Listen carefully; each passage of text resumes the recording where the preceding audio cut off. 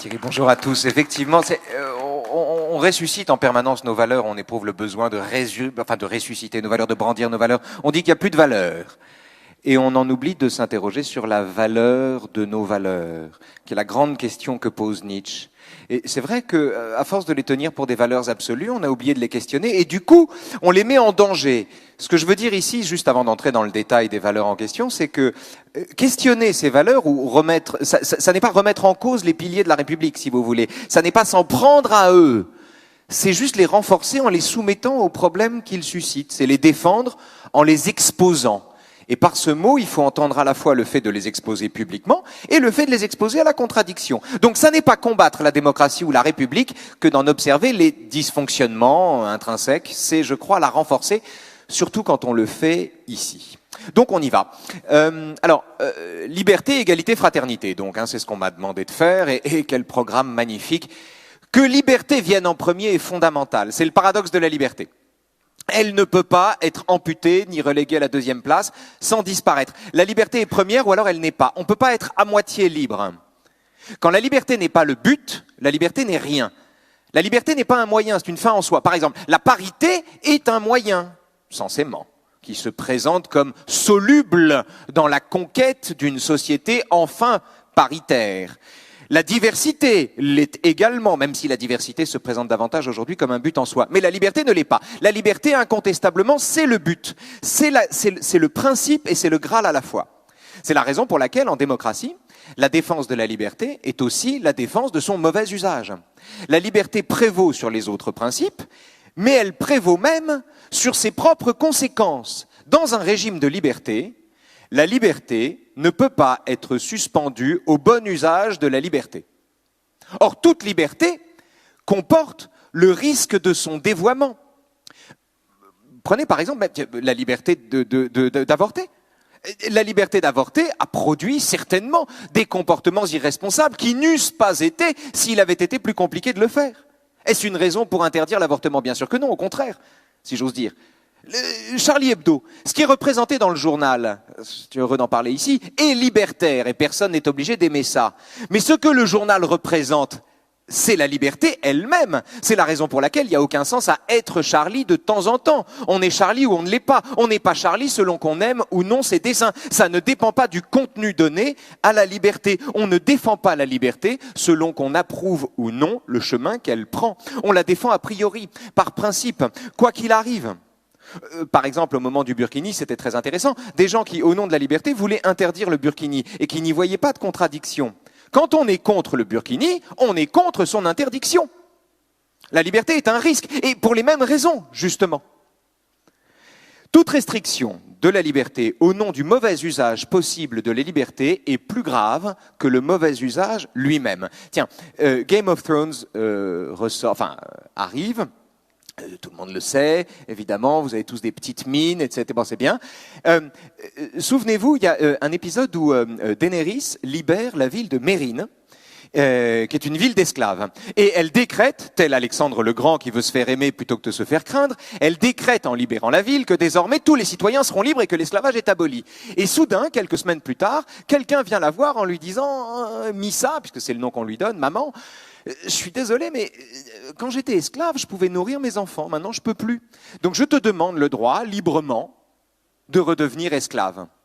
Et elle hésite un peu. Elle se dit, mais enfin, j'ai quand même pas libéré cette ville pour que les gens redeviennent esclaves. Et en même temps, si c'est librement qu'ils me le demandent, qu'est-ce que je dois faire? Et là où Daenerys montre qu'elle est une véritable démocrate, paradoxalement, enfin qu'elle est plutôt en mode Alexandre le Grand que César Borgia, si vous voulez, c'est que elle lui accorde le droit de redevenir esclave. Elle supporte le mauvais usage de la liberté. Elle préfère la réalité de sa liberté à lui, à l'idée flatteuse qu'elle-même se fait de la liberté. Alors, la seule restriction que supporte l'idée même de liberté, elle est dictée par ses conditions de possibilité. C'est un lieu commun de le dire. Ma liberté s'arrête là où commence la vôtre, et ainsi de suite. Or, même là, le consensus n'est pas évident. Par exemple, est-ce que nous sommes plus ou moins libres dans un monde où on a le droit de dire mort aux Juifs ou mort aux Arabes dans la rue? C'est une liberté supplémentaire. Sauf que c'est une liberté supplémentaire dont l'expression, elle, est une œuvre de censure. Et je vous ai dit tout à l'heure que la liberté devait être défendue malgré son mauvais usage. Il y a une restriction à cela. Et cette restriction à cela, c'est quand le mauvais usage de la liberté se fait aux dépens de l'autre. C'est-à-dire que l'usage soit mauvais en lui-même, si le critère de restriction de la liberté est moral, alors on est dans une démarche liberticide. Si le critère de restriction de la liberté, c'est simplement le principe de cohabitation entre les individus, à savoir ma liberté s'arrête là où commence la vôtre, alors il s'agit au contraire d'une restriction salutaire et qui s'étend même au régime de nos opinions. Vous avez remarqué que ça ne pose aucun problème quand on dit à quelqu'un « ma liberté s'arrête là où commence la vôtre ». On comprend très bien que cette restriction de la liberté est une condition de la liberté. On le comprend moins avec nos opinions. Ce qui est très intéressant. Alors, pourquoi nos opinions seraient-elles dispensées de cette restriction salutaire? Nos opinions bousculent-elles moins? Donc, il me semble ici qu'il y a deux choses à dire sur la question de la liberté. Un, la préservation de la liberté, la prévalence de la liberté et la défense de la liberté reposent sur une restriction double de la liberté. Un, elle s'arrête là où commence celle de l'autre. Deux, la liberté d'expression s'arrête à l'expression de la haine. Autrement dit, c'est en donnant une mesure et des limites à la liberté qu'on la préserve d'elle-même. Mais l'erreur serait de croire qu'une telle mesure est dictée par la morale, comme si l'indignation devait décider de ce que nous avons ou non le droit de dire ou de faire. La mesure de la liberté est dictée par le principe de cohabitation, par le principe de coexistence des individus libres entre eux. Le second précepte de la République, l'égalité, vient en second bien sûr, ce qui a une signification très précise, c'est-à-dire que l'égalité est la condition de la liberté, et non le but de la liberté. Ce n'est pas pour vivre dans l'égalité qu'il convient d'être libre, c'est pour rester libre qu'il faut lutter contre les inégalités. L'égalité, c'est le moyen de la liberté, ce n'est pas l'inverse. S'il faut lutter, en tout cas en démocratie, s'il faut lutter contre l'inégalité, c'est parce qu'elle est d'abord liberticide. Lutter contre l'inégalité, ça n'est pas lutter pour l'uniformisation ou l'homogénéisation des conditions d'existence, mais c'est lutter pour l'égalité des chances, c'est-à-dire c'est tempérer l'inégalité de fait matériel par une égalité de droits ou par un système de droits égaux. Si on inverse la proposition, c'est-à-dire si l'égalité passe avant la liberté, les deux disparaissent, confère l'Union soviétique. La démocratie récuse l'égalité absolue des destinées humaines, mais elle le fait au profit de la lutte pour l'égalité des chances, telles que la compromettent les disparités socio-économiques et surtout leur accroissement. Donc, j'insiste là-dessus, la liberté, dans la devise de la République, est une condition de la justice sociale et vice-versa. Contrairement à ceux qui, au nom de la liberté, croient bon de sacrifier l'égalité économique et donc à terme l'égalité des chances, la démocratie considère que l'inégalité est liberticide et que c'est au nom de la liberté de chacun qu'il faut construire l'égalité ou la rechercher toujours davantage.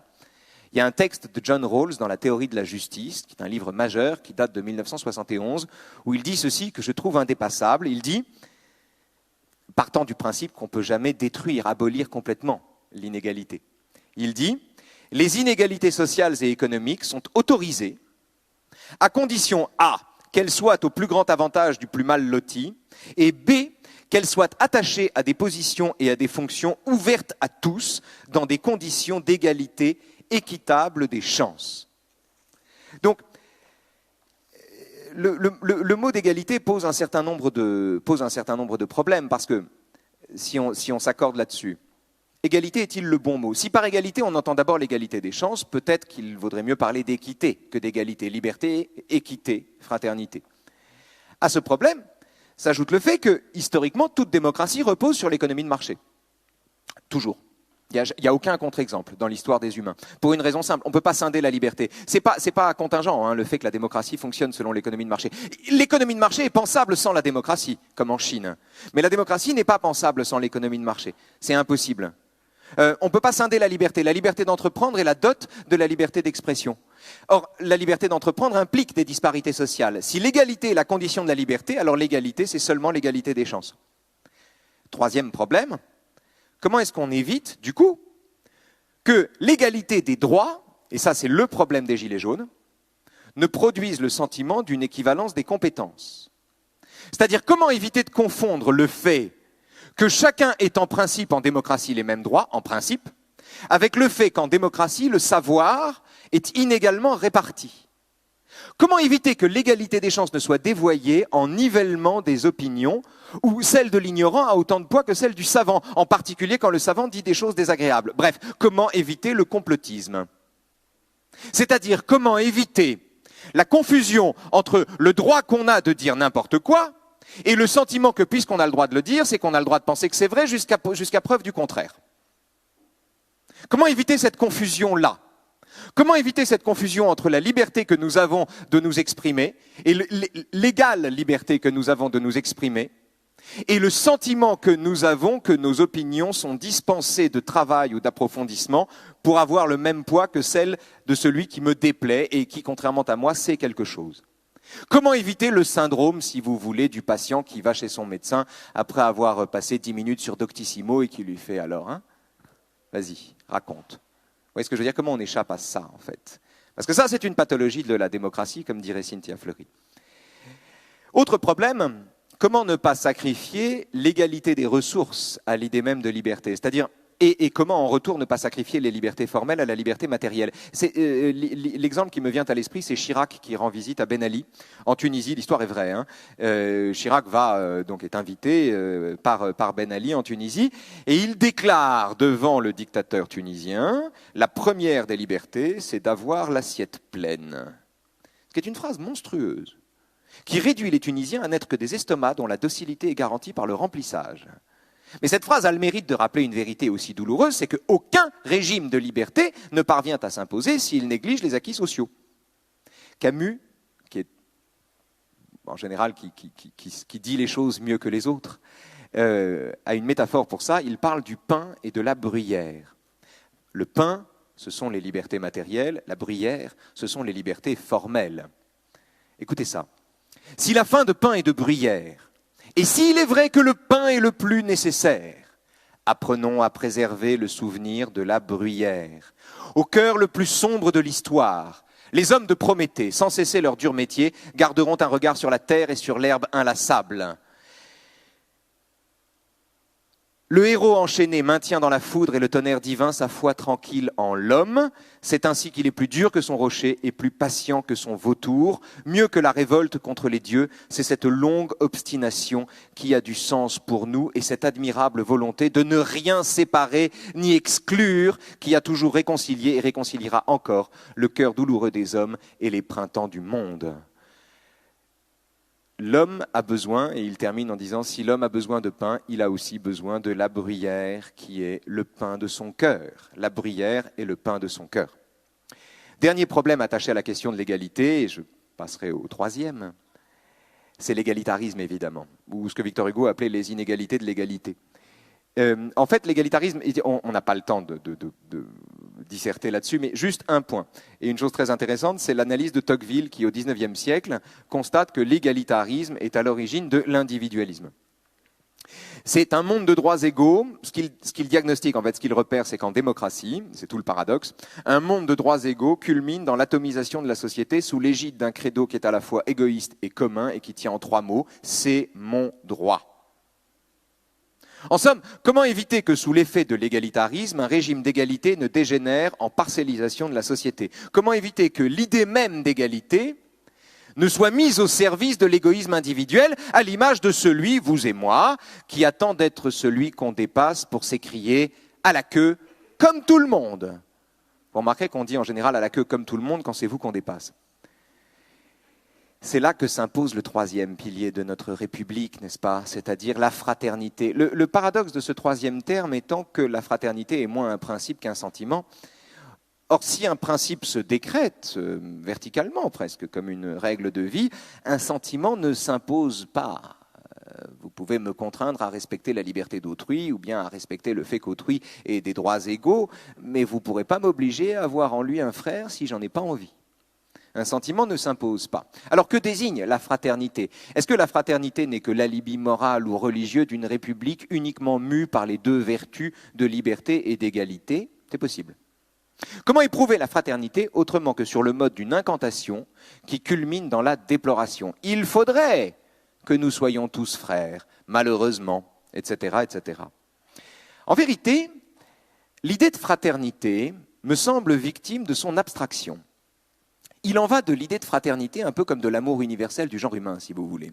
Son abstraction la dégage de toute contrainte. De même que l'amour de tous n'est l'amour de personne en particulier, le décret de la fraternité recouvre et autorise l'égoïsme en le masquant derrière les contours flatteurs d'un principe noble. La vraie question, c'est de savoir comment incarner la fraternité, comment la ressentir, comment l'éprouver. Et pour ça, il y a une histoire qui est intéressante, que je veux prendre le temps de vous raconter. Certains d'entre vous la connaissent certainement. C'est l'histoire de la chute. Vous vous souvenez des aventures de Jean-Baptiste Clamence, le personnage de la chute. C'est un avocat. La vie est bonne pour lui. Il défend la veuve et l'orphelin. Il est plein de fric. Il a refusé 3 fois la Légion d'honneur et tous les soirs, il change de lit. Il passe sa vie à se regarder dans la glace en admirant la vie qu'il a. Il est enchanté. Et puis un jour, un matin, il rentre chez lui, il traverse le Pont-Neuf, il a le sang doux, comme il dit pudiquement, et il voit une jolie nuque qui regarde la Seine de l'autre côté de la rue. Et il se demande s'il ne va pas traverser la rue pour aller faire la cour à la nuque. Et donc il hésite un peu, puis finalement, comme il a le sang doux, il continue son chemin, il fait 20 pas de plus, et là il entend un cri et le bruit d'un corps qui s'écrase dans l'eau. Et le type ne bouge pas.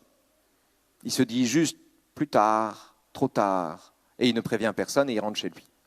Et à partir de là, les choses au début ont la même saveur, ont le même goût, mais en réalité, il lui faut assez peu de temps pour s'apercevoir que le monde n'a plus aucun goût. D'abord, avant d'être éprouvé par lui sous la forme d'une violence absolue. Et c'est ça qui est extraordinaire, c'est que voilà un homme qui, par la culpabilité, s'est découvert la capacité d'avoir mal au monde entier. Et cette capacité-là, cette capacité surhumaine, surnaturelle, hyper-humaine, dont seul l'homme est capable et qui pourtant est surhumaine, cette capacité-là qui n'exige pas de votre part que vous lisiez la Bible ou la critique de la raison pratique, on n'a pas besoin qu'on nous dise quoi faire pour bien nous conduire. Cette capacité-là repose juste sur la puissance qu'il faut à un homme pour un jour éprouver des douleurs qui lui sont épargnées. Ou bien filer 10 balles à quelqu'un, non pas pour avoir bonne conscience, mais parce que sincèrement, il espère que cet argent-là va lui venir en aide, si vous voulez. Il y a là une différence fondamentale dans l'interprétation du geste même qu'on accomplit. Si vous donnez 200 € au Téléthon, vous achetez le bon sommeil.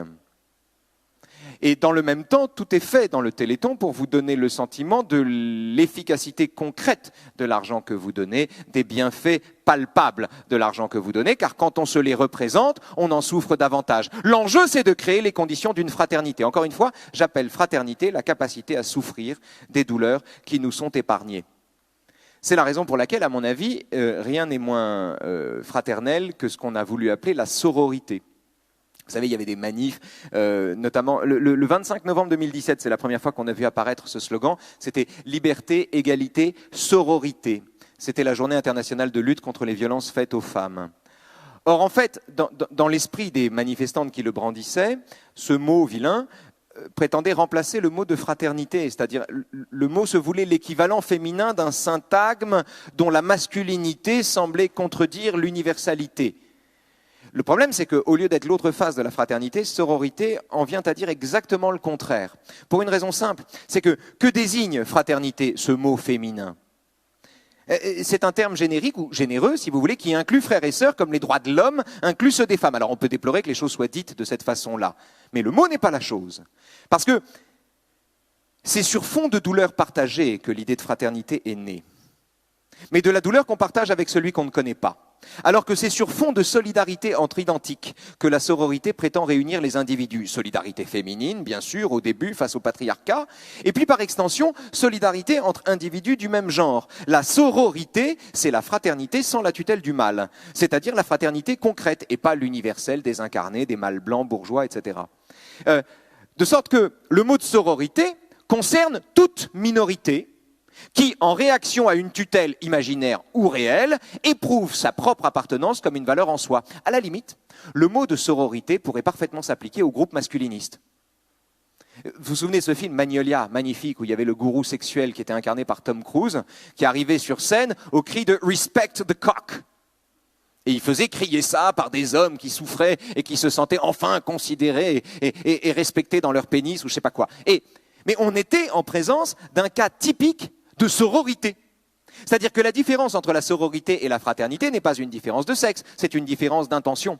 C'est que la fondation de la solidarité, dans le cas de la sororité, s'appuie sur le constat d'une identité, d'une communauté, Alors que la fondation de la solidarité, dans le cas de la fraternité, s'appuie sur la capacité prodigieuse à éprouver les douleurs qui nous sont épargnées. Clamence n'a rien à voir avec la personne dont il entend le martyre. La fraternité, en somme, désigne, et j'en termine, la capacité que nous avons à ne pas communautariser nos comportements, à ne pas tenir pour une valeur l'appartenance à telle ou telle communauté, mais au contraire, comme un handicap. Dans un univers tenté par le repli sur les siens, repli qu'on appelle sororité, la fraternité est un appel à se soucier de celui dont le sort n'affecte pas directement le mien, c'est-à-dire à suspendre sa propre liberté à la liberté de ses frères. Deux exemples pour ça, deux façons de l'exprimer, je dois dire, qui le disent idéalement. La première, vous savez, c'est la chanson que Renaud avait écrite au moment de l'enlèvement d'Ingrid Betancourt.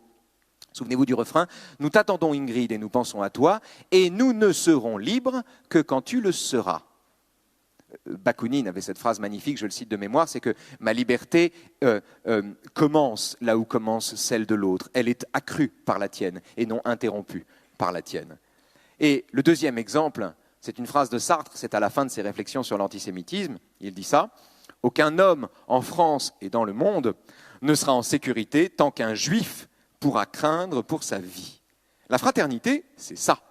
C'est-à-dire, c'est la capacité à considérer que quand on tire sur quelqu'un d'autre que soi, c'est un peu de soi-même qui prend la balle. C'est tout simplement dire « je suis Charlie ». Voilà. Merci de votre attention.